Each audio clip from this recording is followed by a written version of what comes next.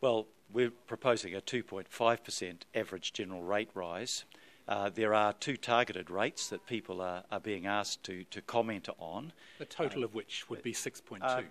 I think if you take away the interim transport levy, which we're removing, the net rate increase will in fact be 1.4 on the average valued property, which is just over $1 million. 1.4 net increase. Although if you're taking away the transport levy, but you're asking Aucklanders to pay twice as much in a new regional fuel tax, so it comes off the rates bill, but the cost stays there. Yeah, it's exactly what I promised. I said to people right across the community during the election campaign, I want to get rid of the interim transport levy. That's costing everybody $114 a year, regardless of how often you use the roads.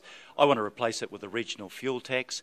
That is what I'm proposing to do, or to persuade a government to do, and I've delivered on that promise in exactly the same way as I undertook to do. But when you were saying on the election campaign more for less and 2.5% rate rises, do you think people understood that it could mean 6.2? Well, I think that misjudges it. I promised more to do more with less, and I'm delivering on that. We have value for money reviews that we are doing, which have so far put up $373 million worth of savings. We are patently doing more for less. We've just negotiated with the Chief Executive Officer a new set of performance objectives that cut travel spending, for example, by 30%, put a lid on staffing and salaries.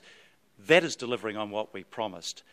What I'm giving to people to consider is a 2.5% general average rate increase, and the opportunity, if they believe it's important, to put some extra on top of that, to do what we've failed to do for 100 years, clean up the quality of our beaches and our streams, to stop the degradation of the environment.